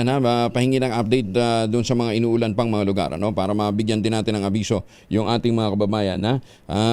Sa mga abangers, relax lang kayo. Wala pang anunsyo. Chainsaw operator patay ng tagain sa leeg ng mismong helper nito sa bayan ng Katubigan, Northern Samar. Nakto. Oo. Relax lang kayo at mamaya naman makakasama natin si sa Boss Brian Pusadas. Pag-uusapan natin ang sarcopenia. Anong brand kaya anong kotse kaya itong sarcopenia na ito? Mahirap din bigkasin. Luxury vehicle ba ito? Anyway, bakuan muna natin si Jane Galit Bantayan, Aris 34. Jane, good morning. Patay ang isang chainsaw operator dito sa lalawigan ng Northern Samar ng tagain sa liig ng kanyang mismong helper. Naganap ang insidente sa Barangay Ruas, Bayan ng Katubig, Northern Samar. Ayon sa ulat ng PNP, habang nagpuputol ng sanga ng punang biktima ay bigla na lamang itong tinaga ng nasabing suspect na isang 40 anyos na kilala sa kanyang pangalan na si Joel, residente ng Barangay CM Recto, Katubig, Northern Samar. Kasama doon sa lugar ang pinsan ng biktima na siyang nagutos sa ginawang pagpuputol nitong sanga ng puno. Saksi mismo ito sa kaganapan. Dead on the spot ang 48 taong gulang na biktima, residente ng Barangay Magsaysaylaw, ang Northern Samar, matapos ang magtamo ng malubhang sugat sa kanyang liig. Matapos naman ang insidente, agad na tumakas ang nasabing akusado. Dinala ang bangkay mismo ng barangay official sa Katubig District Hospital upang isailalim sa postmortem examination. Samantala, sa post naman sa social media ng isang malapit na kakilala ng biktima, sinabi nito na matapos tagain ng suspect ang nasabing biktima ay hinabol pa nito ang kasamang pinsan. Ngunit nakatakbo ito at nakapagsumbong agad sa pulis. Humihingi ng hustisya ang pamilya nitong biktima. Kasalukuyan ang ginagawang pag-iimbestiga ng mga pulis sa motibo ng krimen. Mula sa Action Radio Katarman, Arts 34, Jane Galit Bantayan ng DZRH. Una sa Pilipinas, una sa Pilipino. Daghang salamat, Jane. Diyan daw po sa Santo Domingo, Nueva Ecija, masabi ni Edgar Fernando, tuloy-tuloy yung malakas na ulan mula pa kagabi. Magandang umaga sa mga taga Singapore, Tapos sabi naman ni Loribic Balaan, binabati ko yung aking mga anak dyan sa Santa Maria, Ilocos Sur. Yan. Malapit na rin daw siyang umuwi. Sabi naman ni Ron Adonis, lalo daw pong lumalakas ng ulan. Teka muna, hintayin natin kasi subjective yung sinasabi nating lakas ng ulan. Baka dyan sa area yung malakas, sa iba hindi. Sabi dyan ni George Albenja, lumalakas din daw po ang hangin at ulan doon sa kanilang lugar. Si Sherwin Alparo, nasa Maylaloma, Quezon City. Sherwin, malakas pa ba dyan? Kuya Angel, nung napagkatapos ng promo natin kanina sa segment mo, biglang bumusong napakalakas na ulan. At ngayon dito sa Barangay Pahambundok, sa Laloma, Area 4, District 1, Quezon City, nagsisimula ng bumaha dito sa may marker mismo, intersection ng Laloma. Lapitan ko lang kasi may bumubulwak na tubig. Paambundok, Ang pinaka-drainage niya. So kung nakikita mo, baha na yan. Hanggang tapatos ko na yung basa, yan. Oo nga, Sa tubig, ito. Drainage yan. Drainage yan. Gano. Lakas ng bulwak, Ibig sabihin yan, yung tubig nang gagaling sa mas mataas sa portion ng kalsada at bumababa dito sa drainage. At hindi na, pinaliguan na tayo. Ay, Sus Mariosep. Sige. Yung mga tao to. Grabe yan. Papaliguan pa tayo nito. Alam mo yung mga bastos na mga motorista, nakikita naman nila na pinapakita na nga natin ito sa publiko, pero binapasya pa tayo. Sige. Mga babastos Mag-raincoat. na motorista. Nag-raincoat ka ba? Mag-raincoat ka kasi asan na yung... Okay lang sana, Kuya Angel, kung hindi mabaho yung tubig. Ang baho. Ay, nako. Drainage to, parang galing sa mga imbornal. Oo. Alam mo dyan sa may... Nasaan ka ngayon? Saan ka ngayon, Sherwin? Kanto ng Laloma. Kanto ng Laloma. Kuya Angel. Tatlong bahay mula dyan sa kantong ng Laloma, katukin mo. Katukin mo. Yung pangatlong bahay galing dyan sa kanto ng Laloma, katukin mo. Oo. Sabihin mo pinapunta kita, ha? Hindi ko kilala yan. Baka sabihin mo. Papahabol. Sabihin mo lang pinapunta ka. Para makikiligo ka. Flood control project na tinatalakay natin na hindi mo konting buhos lang ng ulan, baha na. Baha na. At ang epekto nito, siyempre yung mga mababang lugar lalo na mas mabahain. Kaya yung mga motoristang pasaway na pinapaulan talaga yung tubig nila. Kala nila masaya mabasa ng mabahong drainage. Sige. Okay. Thank you. Ayan, pinag-seat na rin si Sherwin, napaliguan tuloy ng tubig baha. Ikaw talaga araw, Hindi, kasi gusto ipakita ni Sherwin yung bumubulwak na drainage. Maganda umaga, Pilipinas! Sino? Tandali. Hindi sino eh. Ano ba itong binabanggit nating sarcopenia? Ayan, ha? Sino si sarcopenia? Brand ba ito? Luxury brand ba ito ng sasakyan? Ang makakasagot sa atin yan ay si Ginoong Brian Posadas. Sir Brian, magandang umaga po sa inyo. Magandang umaga, Kong Angel, at magandang umaga sa mga tagapakinig, no, at nanonood sa atin sa DCRH. Ayan. Ayan ba may clearance na galing sa BOC at saka sa LTO? Oo, at lahat mataaring magkaroon ng sarcopenia, lalo na nagkakaedad. Hindi lang kontratista, no? Damay-damay. No? Lahat ng tao as si age reach the age of 40-year-old, no? May probability na ma-develop yung sarcopenia as you age. Lalo na pag hindi natin iningatan. Wala tayong control, no? Wala tayong control projects para pigilan yung sarcopenia. Ano bang sarcopenia? Yan. So, Kong Angel, this is a medical term, no, na tawag natin dun sa age-related loss ng muscle mass, strength, and function natin. So, pag nag-start tayo na around 40 years old, no, 1% ng muscle loss tayo per year. Meaning, 1% ng muscle natin nawawala every year starting the age of 40. And kadalasan sa ating mga Pilipino, dahil nga nakasanayan or laging nadidinig natin dahil it's usually happening, ang sinasabi normal sa pagtanda and it's preventable and manageable. Kaya pinapabayaan, no? So, ang nangyayari, ang simptomas kasi niya, no, kapag nagkakaroon ka ng sarcopenia, nagkakaroon ka ng muscle weakness. Ibig sabihin, yung grip mo, yung hawak mo sa isang bagay, mas nag-weaken kasi humihina yung muscle mo. No? Dati kaya mong i-grip yan. Halimbawa, yung pagbubukas ng mga garapon. Bote. Oo, garapon. Dati, madali yan sa'yo, pero nag-start ng mag-weaken, hindi mo na kaya. It's because of your muscle weakness. It can be caused by sarcopenia. Hirap bumangon sa upuan, 'di ba? Dati pag bata ka, pag upo tayo lang basta. Yes. Ngayon, pag nagkakaedad, pag nagkaka-sarcopenia, nag-weaken yung muscle, hirap ka nang bumangon sa hagdan, nahihirapan yung muscle mo na tulungan ka, tsaka yung akyat ng hagdan, kasama yan. Bukod sa sakit ng tuhod, minsan yung muscle, yung problema mo dyan, bumabagal ng maglakad, tapos madalas matumba. Yan yung signs and symptoms ng sarcopenia. So, bakit mahalaga siya na pag-uusapan, no? Dahil nga it leads to weakness, nagli-lead siya na natutumba, nagkakaroon ng fracture or nagkaka-disability, and it really increases the risk of losing yung independence. Kaya nagpapatulong na yung mga matatanda natin, kailangan may umaakay na sa kanila dahil weak na yung muscle nila. So, madalas lang dinidismiss natin sa Pilipinas, ay, aging yan, ay, tumatanda ka na kasi. But it's actually what we call hidden health epidemic, no? Kasi nga, hindi siya normal. It can be prevented. It can be managed. Nakikita natin yung ibang senior na notice natin. Parang ang lakas-lakas ng mga senior na kaibigan ko, kakilala ko. Hindi kasi sila nagpabaya, no? If I can use the term, napigilan nila, no, yung progress ng sarcopenia na tinatawag natin. Kaya pala si Dr. Tesoro, si Dr. Flor Tesoro, yung kaibigan nating dating undersecretary ng DOST. Nasa mga 80 plus na yata, 80 plus na yata si Dr. Tesoro. Pero ang sigla ang bilis lumakyat ng bundok. Yes. So, yan, kasi yung muscle nila okay pa. So, nape-prevent kasi yan. The risk factor number 1 is aging. No? Okay. So, kung naturally yung hormones natin bumababa, nagkakaroon ng protein decline na tinatawag, nagkakaroon ng sedentary lifestyle, laging kulang sa galaw. No? So, si Dr. Tesoro sabi mo, umaakit lagi ng bundok. So, maraming galaw, hindi sedentary lifestyle niya. And most probably those na umaakyat kasi sa mga bundok, no, meron silang mga protein bars. You would always hear that. Kakain sila ng protein, no, pag akyat kasi yung energy kailangan nila. So dahil maganda yung protein intake niya, that's why they're still strong, no. Plus chronic illness, diabetes, cancer, COPD, and long-term steroid use, no?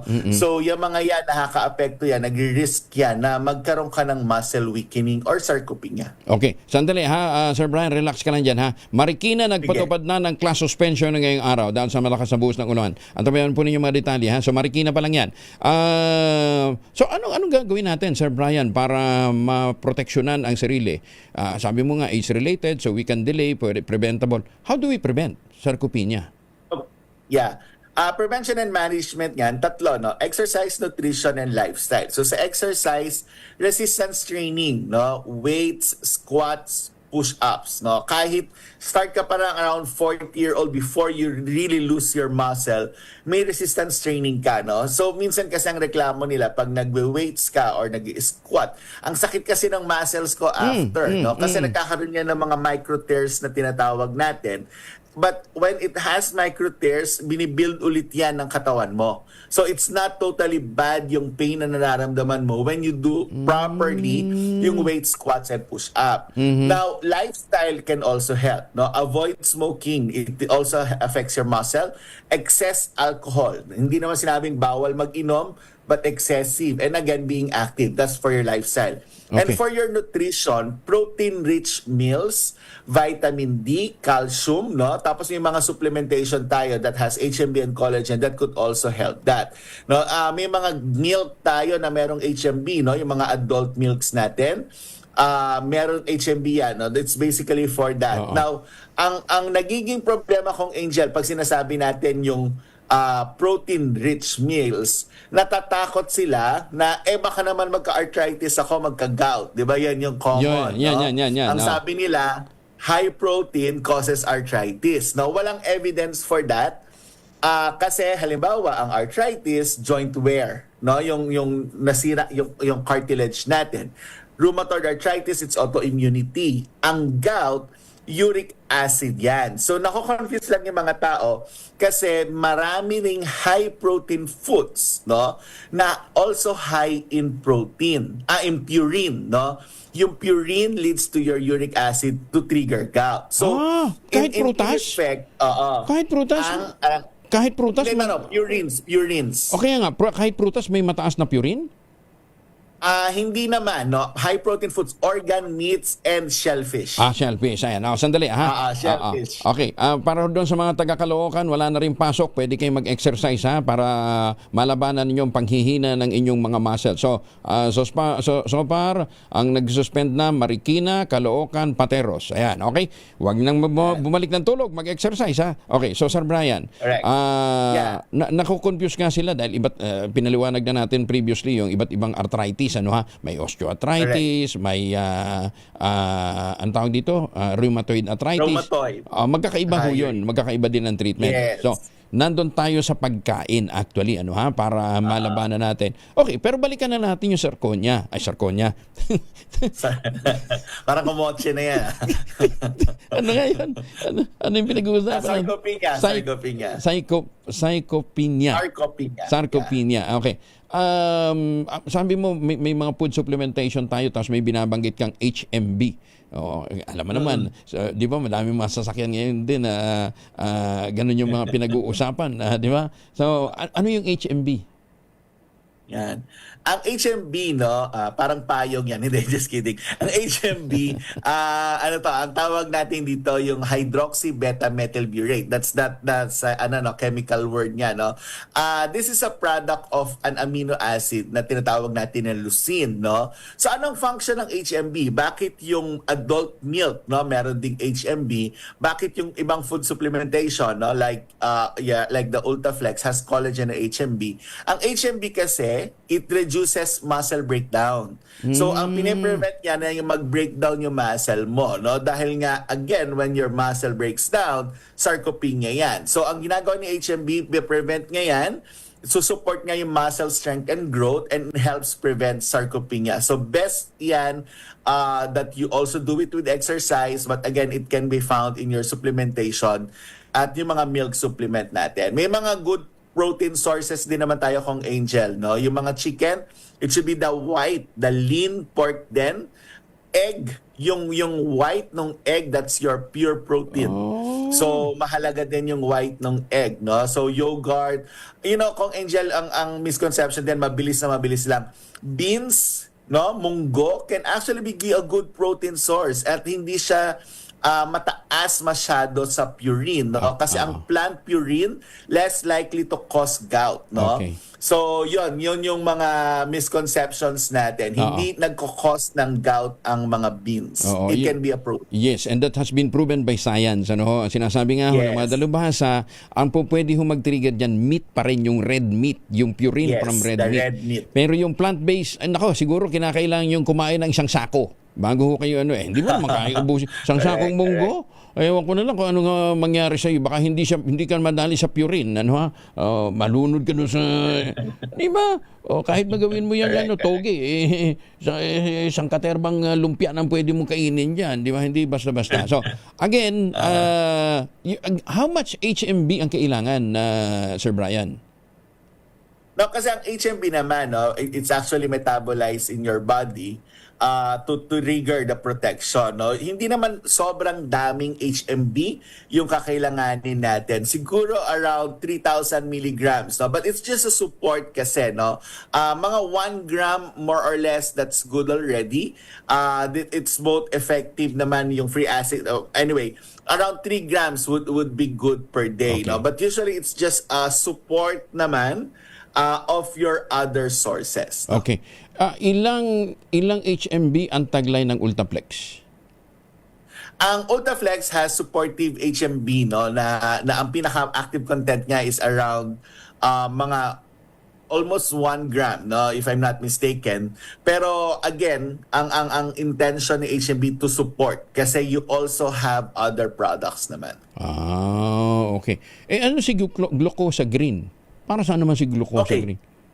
Si glucosa green, no, it's the plant-based na glucosamine, no? Kasi yung glucosamine na original, no, na initial form, no, usually galing yan sa shell, no? So may mga tao na allergic sa shell, no, sa shrimps and sa crab shell. So yung glucosa green, yan yung vegan form ng glucosamine.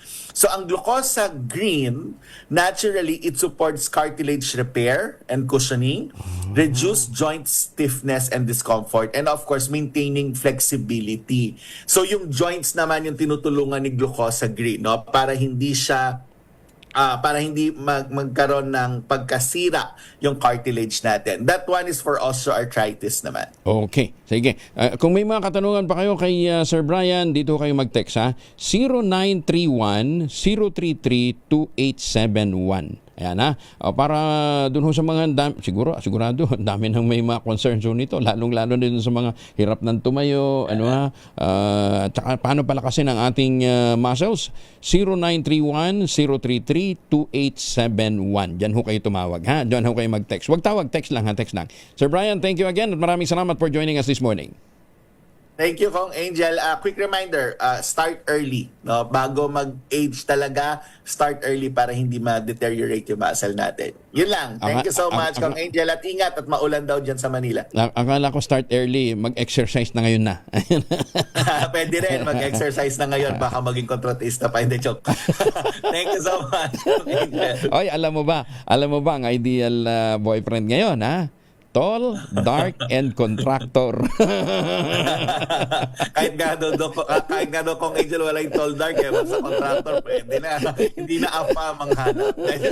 Salamat, Sir Brian. Thank you, Kong Angel. Umaga, Pilipinas. Balikan muna natin si Edgel Parosa. Marikina nagpatupad na ng class suspension. Edgel. Kuya Angel, inanunsyo na ni Mayor Man Chudoro ang kanselasyon ng pasok sa eskwela sa Marikina ngayong Biyernes, Setyembre 5. Ayon sa alkalde, kasunod pa rin ito ng malakas na ulam dala ng hangin na bagat. Naranasan pa rin hanggang sa mga oras na ito. Sakop ng suspensyon ng klase ang lahat ng antas o levels. Pampubliko at pribadong paaralan, face-to-face man o online classes dito sa Marikina. Samantala, sa ibang bahagi nitong Eastern Metro Manila, pangana Kuya Angel sa EDSA Show Tunnel, partikular sa northbound direction ng nabanggit na kalsada. Doon sa mga babiyahe pa natin mga motorista, asahan ang pagbagal ng taloy ng traffic dito maya-maya lamang dahil iniiwasan ng mga kapwa-sasakyan itong rightmost lane kung saan tumataas itong tubig. Patay naman sa natanggap nating report mula sa Mandaluyong City Disaster Response Office, tumataas na rin ng unti-unti ang tubig baha sa barangay Nuzaniga kasama ng main road ng Boni Avenue, Kampo ng F. Ortigas at mga kalapit na kalye dahil sa ulan. Ulitin lamang natin, walang pasok all levels sa lungsod ng Marikina, habang sa Mandaluyong naman ay may mga pagtaas na ng tubig. Particular dyan sa may EDSA Show Tunnel at Boni Avenue, Kampo ng F. Ortigas. Pero ang kabayaran pa kung magkakaroon din ang announcement para sa kanselasyon ng klase. Ito sa Edniel Parrosa, naguhulat para sa DZRH. Una sa Pilipinas, una sa Pilipino. Salamat dyan sa para. Nagsuspende na Bambantarlac, Caloocan, Marikina, Patero, Santa Maria, Bulacan, Malabon, Hagonoy, Bulacan. Ayan, ulitin natin sa Metro Manila, Tarlac, Caloocan, Marikina, Pateros at Malabon. Maganda umaga, Pilipinas. 32 na makalipas ang alas 5 ng umaga. Pilipinas. 36 na makalipas ang alas 5 ng umaga. Happy birthday kay Justice Henry John Paul Inting. Si Justice JP Inting ay nagdiwang po ng kanyang birthday. Justice, happy birthday. Isa ho yan sa mga magagaling na miyembro po ng ating hudikatura. Siyempre, batiin na natin si Chief Justice Alex Gesmundo. At si Justice Raul Villanueva. Ma'am Sally, kumusta na ho kayo? At saka siyempre si Justice Max De Leon, si Justice Energito, lahat ho ng mga justices na nandito ho ngayon sa Metro Manila dahil dumadala ho sa mga pulong ng Court of Appeals. Magandang umaga. Batiin na rin ho natin. Yung Midnight Singers natin dyan sa San Diego, California. Magandang umaga ho sa inyo. Si Tita Linda, si Tita Cora, si Ma'am Lloyd, si Sir Art, si Boss Art, Boss Manny at saka si Boss June. Pauwi ngayon ng Pilipinas, wag na magpasalubong na imported na tsokolate. Meron po tayong Tangerine Chocolate. Ang Tangerine Chocolate po ay brand ng mga magniniyog, ng mga magsasaka dyan po sa lalawigan ng Quezon. Sa tulong po ni Dr. Helen Tan, yung po mga planting material ng kakao galing Davao, hinakot po yan para maitanim sa ilalim po ng mga nyugan. Kaya ngayon nagpo-produce na sila ng dekalidad na kakao beans, pinaprocess para maging Tangerine Chocolate. Available yan sa 0919-0955-935. Naku, sarap po ng Tangerine Chocolate. Dito ito ay tinulungan talaga ng DOST at saka ng DTI. Kaya kahit ito'y gawang lokal, it tastes and looks global. Tangerine Chocolate, may mahigit 10 variants po ito. Ang mga raw material ay galing din po sa ani ng mga magsasaka. I-check po ninyo yung mapupusuan sa tangerinechocolate.ph. Sabi nga po ni Dr. Helen Tan, sino bang magmamalasakit sa Pilipino kundi ang kapwa Pilipino? Kaya sa bawat tangkilik natin ng Tangerine Chocolate, pinalalakas natin ang loob ng ating mga magsasaka, pinalalakas natin ang ating lokal na ekonomiya. Tangerine Chocolate, 100% gawang atin. Sabi po ni Dr. Helen Tan, atin sanang tangkilikin. Umaga, Pilipinas. Direct Ginger Katabwi ng Net25. Magandang umaga ha. Kagang nakatutuho sa atin. Pasig City, kinder to senior high school, walang pasok ha. Sabi po ng advisory galing sa Pasig City. Mamalengke muna tayo sa Port Avenue, Caloocan ngayon si Edwin Duque, RH23. Edwin, may buntag. Edwin. May butag, Kuya Angel, napakalakas ng buhos ng ulan dito ngayon sa Caloocan, partikular na itong palengke ng Port Avenue. Kaya makikita mo, halos walang namimili. Pero magugulat ka sa presyo, Kuya Angel, abay, napakamura ngayon ng karne ng manok at baboy. Pero yung isda't gulay, abay, mabibigla ka sa biglang pagtaas ng presyo. Ang presyo ng manok, Kuya Angel, ay nasa 190. Ang itong baboy ay 350. Bumaba ng 10 piso pa. At yung pork chop, ang giniling ay 350. Ang pataunahan at tulihan ay 320. Yung liempo, bumaba rin na 10. Nasa 370 pesos. Yung kambing, ang natili sa kanyang presyo, nasa 500 pesos. Kapag mahilig ka sa ulot pa, ay 460 at 250 naman dun sa papaitan. Dito tayo sa presyo ng mga isda na biglang tumaas. Ang bangus dagupan ko yung gel ay 320. Kaapon napakababa na presyo, biglang tumaas. Yung galunggong ay 300. Habang yung yellow pen ay 280 hanggang 300 pesos. Ang pusit lomot nasa 240. Ang pusit kalawang 240 hanggang 50. Ang kalamaris naman ay halos umabot na 300 pesos bawat kilo. Sa tilapia, tumas din ang Batangas. Abay nasa 140 bawat kilo. Abang yung isang galing naman ng Pampanga at Bulacan, 90 hanggang 100 pesos bawat kilo. Yung lapu-lapo, nasa 280. Yung bisugong tunay, alas pumapatak ng 260 bawat kilo. Sa presyo naman ng gulay, ang palaya ay unti-unti na namang tumaas ko dahil papunta ng 120 pesos. Ang kalabasa, biglang tumaas yung presyo, bumaba na ito hanggang 60. Itong mga nakaraan, ngayon ay 100 pesos. Inapawan na yung dating 80 pesos. Ang kamatis, 120. Ang labanos, 80 pesos. Yan, bumaba yung labanos. Ang talong ko gel, bumaba yung presyo. Mabibili mo na ngayon. Tampak ang talong ngayon dahil nasa 50 pesos. Yung bawat kilo, meron namang 80 pesos. Ang luya, 150. Ang sibuyas, 150. Bawang, 180. Ang sayote, tumaas ang sayote ko gel ng hanggang 100 pesos ngayong araw. Ang repolyo, tumaas din. Nasa 120. Carrots, tumaas. 250 yung bawat kilo. Yung pechay bagyo, ito yung bumaba 100, habang yung Tagalog ay 80 pesos. Ang patatas tumaas na hanggang 100 pesos. Ang siling labuyo, 650. Yung sa Balintawak, ang Balintawak pa lang itong puhunan pa lang daw nila, itong 650 ko angel, at mas tumaas pa ito ng halos kulang-kulang 700 pesos. Yung siling na panigang, ito yung medyo hindi ganong gumalaw, 350. At itong Baguio beans, 220. Procule imported ko angel ay 450. Habang yung siling makopa, abay sa puhunan pala, kapag magkukuha nila sa Balintawak ay 450 na. Kaya mas matas pa itong bahagya dito sa mga palengke. Ito yung mga prutas, hindi naman gumalaw yung presyo ng mga prutas. Yung bigas ko angel, wala 40 pesos. Meron ding 60 yung red rice. At iba't ibang klase hanggang 72. Yung pinakamataas sa presyo ngayon, yung dinurado. Hanggang 80 pesos. Yung malagkit, merong 80. At ang pinakamataas naman ay 100 pesos bawat kilo. So yan, Kuya Angel, ating price monitoring report mula rito sa napakalakas na ulan dito sa baybagan ng Port Avenue, Grace Park, Caloocan. RS-123, Edwin Duque nagulat sa DZRH, una sa Pilipinas, una sa Pilipinas. Maraming salamat, Edwin. Standby lang muna, Boy Gonzales. Sa oras muna sa buong Kabuluan, 43 na makalipas ang alas 5 ng umaga. Umaga, Pilipinas! Balik muna tayo sa mga balita. Dakuha natin ang report ni Bal Gonzales, DILG, nananawagan sa lahat ng mga accountant sa bansa tumindig laban sa korupsyon.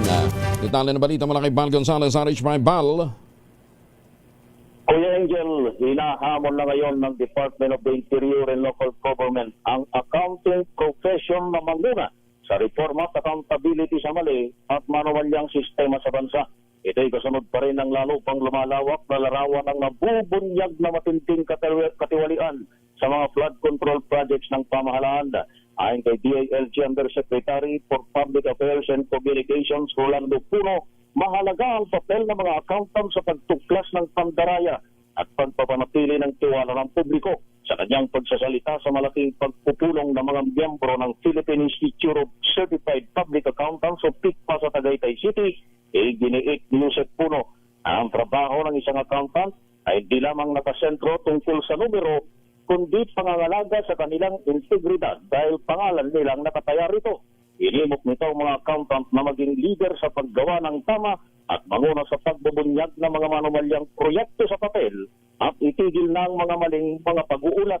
Ang isang mabuting accountant aniya ay maring tumigil sa isang pandaraya bago pa man ito magsimula. Sa pagtatapos ng kanyang mensahe, inimok ni Puno ang grupo ng mga accountant na suportahan ang Administrasyong Marcos sa paghatid ng pangako ng isang bagong Pilipinas na tapat, mahusay at may mabuting pamamahala.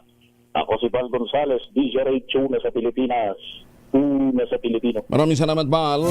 Iniling naman ni House Committee on Human Rights Chair at Manila Representative Benny Abante sa House Committee on Public Order and Safety magsagawa ng investigasyon hinggil sa tinatawag niyang attempted insertion ng 8 billion pesos na sa panukalang 2026 national budget para daw sa pagbili ng mga baril. Sa isang liham na may petsang September 3 na ipinadala kay Congressman Rolando Valeriano, ang chair ng House Committee on Public Order and Safety, sinabi ni Abante na dapat itong suriing mabuti dahil sa laki ng halagang sangkot na posibleng paglabag sa umiiral na mga batas.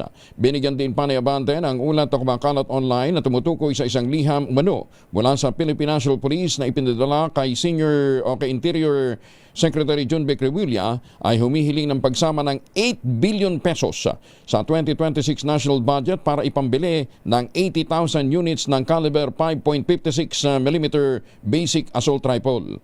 Sinabi ng kongresista na kalakip ng kanyang kahilingan ang kopya ng naturang liham bilang annex.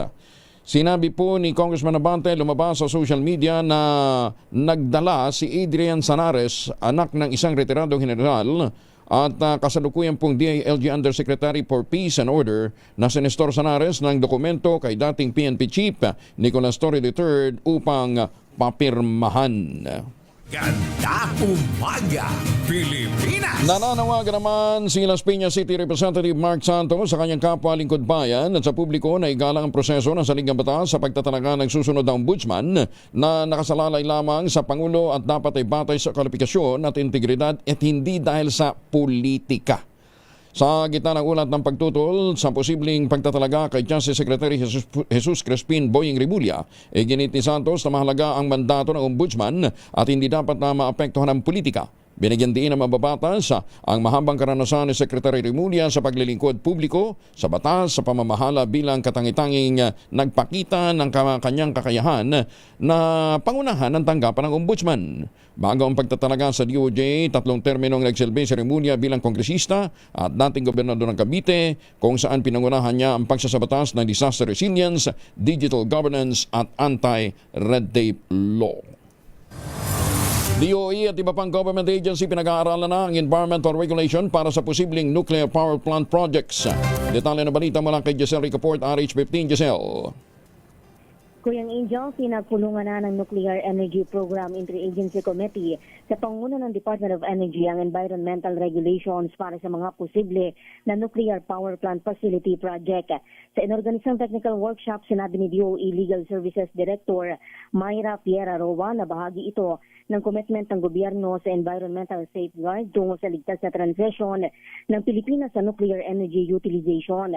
Layon-anya nito na matugunan ang natitira pang mga hamon, mapahusay ang mga kagamitang teknikal at masiguro na hindi lamang sumusunod ang batas o sa batas ang mga environmental compliance certificate application kundi may tiwala ng publiko at integridad ng agham. Ayon naman sa DNR, kailangan ng regulatory framework para sa tamang pamamahala ng mga plantang ng nuklear. Sabi ni John Edward Tang, ang direktor ng Environmental Management Bureau, na bahagi ng tungkulin nila sa pamamagitan ng Environmental Impact Assessment System ang pagsiguro sa economic sustainability sa pamamagitan ng inclusive planning. Ito si Giselle Ricoport para sa DZRH na sa Pilipinas, una sa Pilipino. Maraming salamat, Giselle. May pasok sa Maynila. Sabi po ng Manila PIO. Alamin natin ang sitwasyon sa lungsod ng Maynila mula kay Boy Gonzales. Boy. Kuyang Angel, may pasok ang lungsod sa mga paaralan sa lungsod ng Maynila. Ayon sa rekomendasyon ng Manila Disaster Risk Reduction Management Office, sinabi ni EJ Talagtag ang Manila PIO na may pasok ang mga estudyante sa lungsod ng Maynila. Sa monitoring naman, Kuya India, ng CCTV ng MDRRMO, may mga gutter deep ang baha sa Quirino Station sa northbound at southbound. Quirino papuntang Vito Cruz, Pedro Hill at Quirino papuntang Tapa Avenue. Apektado rin ang Padre Paura hanggang UN Station sa Tapa Avenue hanggang Padre Paura. Dito sa Natividad Lopez, meron din gutter deep ang baha. Pinapayuhan ng mga motorista na umiwas muna sa mga nabanggit na lugar. Sa ngayon ay hindi na makalakasan, Kuya Angel, ang pag-ulan sa lungsod ng Maynila. Ito si Boy Gonzales para sa DZRH, una sa Pilipinas, una sa Pilipino. Maraming salamat, Boy. Abiso sa mga motorista, may bumagsak na puno sa kanto ng Cordillera at Linaw sa barangay Maharlika, Quezon City. Iwasan nyo muna siguro yan, ha? Oras mo na sa buong kapuluan. 6 na minuto na lamang bago mag-iises ng umaga. 4 na minuto na lamang bago mag-iises na umaga. Oy, nananakit ba ang inyong mga kasukasuan? Nagkaka-wrinkles na, humihina ng kalamnan? Epekto daw po yan ng ating pagtanda, ha? Yung nagkakaedad na. Ipinapakilala po ang Ultaplex, isang health drink mula po sa lumikha ng Ultabayo backed by Japanese technology. Ang Ultaplex ay may HCG complex. Kasama dyan yung hydrolyzed marine collagen para sa skin at joints, HMB pampalakas ng muscles, Glucosa Green para naman sa ginhawa ng kasukasuan. Available in coffee with stevia at powdered drink mix. Kayang bawiin ang galaw, sigla at ganda sa ating pagtanda na habang nagkakaedad na. With proper diet and exercise, hanapin po ang Ultaplex sa Shopee, Lazada at ultabayo.shop. Ang Ultaplex ay hindi gamot at hindi pwedeng gamiting panggamot sa anumang uri ng sakit. If symptoms persist, consult your doctor. Walang pasok. Caloocan, Marikina, Patero, Santa Maria, Bulacan, Malabon, Hagonoy, Bulacan, Pasig City, kinder to high school lang yan sa Pasig. Gayon din ang Parañaque, wala ng pasok. Sa Maynila, may pasok. Maganda sa kalusugan ang pag-idlip.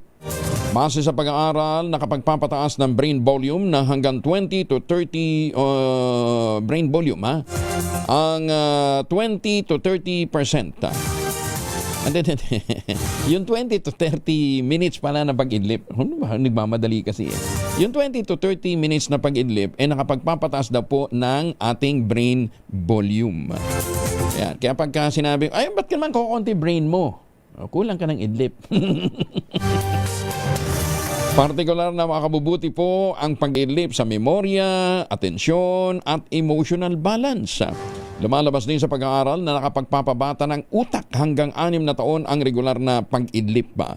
Gayunman, paalala ng mga eksperto, hindi pwedeng palitan ang pag-idlip ng mahabang tulog sa gabi na mas maganda para sa katawan at sa isip ho ng tao. Ayan, ha? Kaya nga po meron tinatawag silang power nap, di ba? Oo. Pero power nap lang, ibig sabihin mga 20 to 30 minutes, di ba? Yung iba kasi pagka nagpa-power nap, mga 1 oras eh, di ba? At nasa opisina pa. Oo. Pagka ganyan ang gagawin mo, nag-power nap ka ng 1 oras sa opisina, malamang tsugi ka. Maganda umaga, Pilipinas!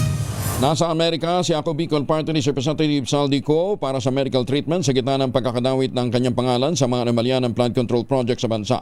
Ayon kay House spokesperson Attorney Princess Abante, may travel document si Ko pero wala pa siyang kopya ng mga ito. Una nang nagbitiw si Ko sa kanyang pwesto bilang chairman ng Appropriations Panel noong pang-Enero dahil sa usapin ng kalusugan. Sa ulat, matapos na muling mahalal nitong nakaraang eleksyon, hindi pa nakakapagpakita sa Kamara si Congressman Ko. Wala na magsimula ang sesyon ng 20th Congress nitong Hulyo at ito nga daw po ay nasa Amerika for medical treatment. Isang minuto na lamang bago po mag-ACES sa umaga, magtanim ng kawayan para sa kalikasan at kabuhayan. Ang ating quote of the day ngayong araw na ito ay mula po naman kay... galing nga kanino itong ating quote of the day. Ano mawala? Sandali ha? Nawawala ba? Sige, kung hindi makakita yung ating quote of the day, meron. Meron. Nahanap nila. Sandali. Okay na. The Philippines press enjoyed all the freedoms. The Philippines press enjoyed all the freedoms, but they failed the Filipino people. A wildly partisan press helped Filipino politicians to flood the marketplace of ideas with junk and confuse and befuddle the people so that they could not see what their vital interests were in a developing country.